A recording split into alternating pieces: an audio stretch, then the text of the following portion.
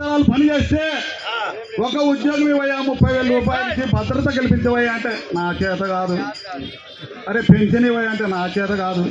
అరే పోల్ మీద నుంచి తగలబడి పోల్పై నుంచి తగలబడి కింద పడి నెల రోజుల పాటు మృత్యుఘోష అనుభవించి చనిపోతే ఆ కుటుంబానికి ఉద్యోగం ఇవ్వయా అంటే హెల్త్ పాలసీ అడ్డం వచ్చిందంట ఈ అధికారులకి. దొంగ యాజమాన్యాల కాదా? వాళ్ళు అనుభవిస్తున్నారా కావలసిన వసతులన్నీ? నభూతో నా భవిష్యత్ బంగాళాలలో అనుభవిస్తున్నారు. కొత్త కొత్త బెంచ్ కార్లు వస్తే పర్చేజ్ చేసి తిరుగుతూ ఉన్నారు. రిటైర్ అయినాక రెండోసారి ఉద్యోగాలు తీసుకుంటారు, బెంచ్ కార్లలో తిరుగుతారు. వీటన్నిటికీ డబ్బులు ఉంటాయి, కోట్లు ఉంటాయి. జంతువులో కష్టపడి బొగ్గు భోంచేద్దామంటే బొగ్గు అంతా నోట్లోకి పోతున్నాయి. పశువులని బొగ్గు మోసి ఉత్పత్తి చేస్తారు అన్నలు, మన కార్మిక సోదరులు. అరే అటువంటి వాళ్ళకు కొంచెం బెల్లం కొనివాయంటే డబ్బులు లేవంటారు. ఎంత సిగ్గు వాళ్ళ చర్య! అటువంటి వాళ్లకు కొంచెం భద్రత కల్పించవయా అంటే పలకరు. అరే దేనికి నువ్వు పలుకుతావు? 20 సంవత్సరాలుగా కాడి కిందేస్తున్నావు. ఆ గవర్నమెంట్ కాదు, ఈ గవర్నమెంట్ కాదు, వెనకేసుకోవడానికి బొగ్గు దీపాలు వేసిపోతున్నారు. అరే పవర్ను పట్టుకుంటే చచ్చిపోతారు అంటున్నారు. మరి పవర్ పర్చేజ్ పేరుతో పవర్ కూడా మేసిపోతున్నారు. నిజమా?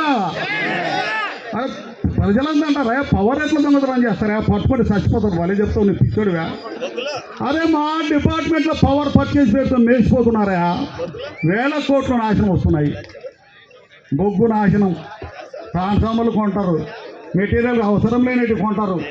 కావలసినట్టు అడిగితే ఎవరు గ్లౌజులు ఇవ్వమంటే ఇవ్వట్లేరు. గ్లౌజులు చేతికి చచ్చిపోతాడా లైన్ మీద గ్లౌజ్ కొనివా అంటే ఆ గ్లౌజ్ బట్టి చీలిస్తే అటు చీలిపోయింది. అది అయ్యో నీకు మొన్న 2 ఇచ్చినాను అంటాడు. మావాడు ఏం చేస్తాడు? కట్ చిప్ తీసుకొని హ్యాండిల్ ఆన్ చేస్తాడు. వర్షం పడి ఉంటుంది, కాడికి ఇండక్షన్ వచ్చి చచ్చిపోతాడు. ప్రాణాలు పోతున్నాయి. మిత్రమా, ప్రాణాలు పోతున్నాయి. అరే నీ అమ్మవాడి ప్రాణం పోయి ఏమని కుటుంబం వేదిన పడ్డది. ఉన్నట్టుండి దీపం మారిపోయింది. ఒక విద్యుత్ ఉద్యోగి కుటుంబం నాశనం అయితే ఈ విద్యుత్ వ్యవస్థకు పరువు పోతుంది. ఈ విద్యుత్ ఉద్యోగులంతా చూస్తూ ఊరుకోరా నాయన, ఒక ఉద్యోగం ఇవ్వరా, కంపాషనెట్ గా ఉండని అడుగుతా ఉన్నాం. ఇవ్వలేం తిప్పుతా ఉన్నారు. ఏమయ్యా, రాజ్యాంగం చెప్పింది.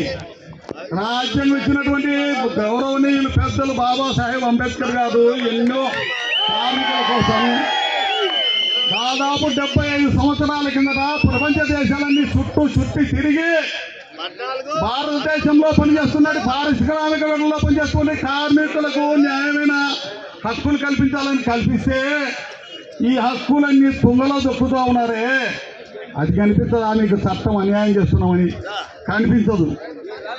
అక్రమ కొనుగోలు కొనమంటే కొంటారు కానీ ఈ చట్టాలు కనిపించవు. అయ్యా అంతా ఎత్తుకొని ఆ పెన్షన్ అంటే 300 కోట్లయ్యా. పెన్షన్ ఇస్తే 5,700 కుటుంబాలు బాగుపడతాయి 300 కోట్లతో. ఇంకొక 300 కోట్లు డైరెక్ట్ పేమెంట్ ఇస్తే 300 కోట్లు మిగులుతుంది రాపా నీ చేతి నుంచి పెట్టేది.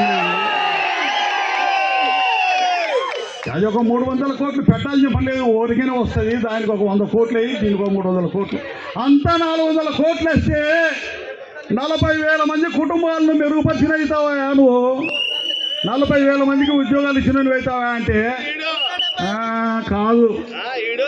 ప్రభుత్వానికి చేరనీరు. ఎందుకు చేరనీరా అంటే యాజమాన్యాలు దొంగతాడుతూ ఉన్నాయి. ఎక్కడో అధికారులు మన సంస్థ మీద పడి 2-3 ఏళ్ళు కాంట్రాక్ట్ బేసిస్తో వచ్చిన అధికారులు మన రాత కమిషన్లు పెడతారు, మారుస్తూ సర్వనాశనం చేస్తుంటే ఇంత ఓపిక ఎట్లా వచ్చిందా మీ ఉద్యోగులకి? ఏమైనా ఇంత అన్యాయం అర్థమైందా? ఏం జరుగుతుంది అర్థమైందా? నీ ఓపికకు హద్దు ఉంది. చూస్తాం.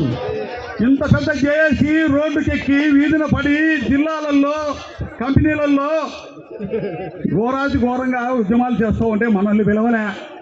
ఆడెవడో వాళ్ళ పార్టీ వాడంట, వాని ముందు పిలిచిందంట.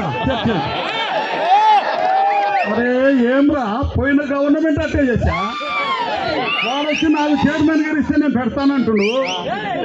అరే ముందు నువ్వేం చేయబోయావు నీ గవర్నమెంట్లో ఉన్నప్పుడు? ఈ ముందు గవర్నమెంట్ చేస్తా ఉంటే అరే గవర్నమెంట్లో ఉండి నువ్వు రోడ్డు ఎక్కుతావంటే ఏమయ్యా సిగ్గుమాల చర్య? మీరంతా ఇప్పించండి. మీరే ముందు వెళ్ళండి, మీరే చర్చలకు వెళ్ళండి, మీరే సంతకాలు చేయండి. రాత మార్చని మా అందరి రాత మేము అందరు వెనకాడుతాం. చెప్పండి చల్లగా. మరి ఈ పరిస్థితులలో ఇప్పుడు ఎస్పీడీసీఎల్ ఒక సముద్రం లాగా తయారైంది, ఈపీడీసీఎల్ అలాగే అయింది. రేపు జరగబోయే గుంటూరు విజయవాడ నుంచి మనం విజయభేరి పోయిస్తాం. ఆ విజయభేరికి కనీసం నిన్న టీచర్లు వచ్చారు, పెన్ను పెట్టి పిల్లలకు చదువు చెప్పేవాళ్ళు, పిల్లు పెట్టేవాళ్ళు. విజయవాడ నగరంలో దాదాపు 50,000 మంది ఉద్యమం చేశారు.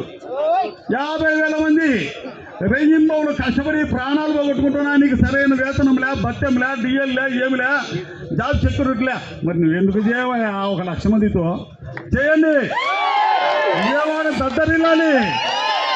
ప్రశాంతంగానే ఉద్యమం చేస్తున్నాం. కారణం మాకంతా అనుమానం యాజమాన్యాల మీద, ప్రభుత్వానికి చేరనివ్వట్లేదు. మన సమస్యల పరిష్కారం కావాలంటే గౌరవనీయులు ముఖ్యమంత్రి చంద్రబాబు నాయుడు గారి దగ్గర తీసుకెళ్లి మన సమస్యల పరిష్కారం అయ్యేటంత వరకు మీరు చూపుతున్నటువంటి ఈ ఉత్సాహాన్ని మరింత రెట్టింపుతోటి రేపు 13వ తారీఖున మనం విజయవంతం చేసిన తర్వాత కూడా వీళ్ళు ఇలాగే దొంగటాలైతే 15 నుంచి ఈ వచ్చే దీపావళికి వెళ్తున్న అలా ఎగురుతాం, కానీ ఇళ్లలో చీకటైపోతుంది. సిద్ధమా? సిద్ధమా?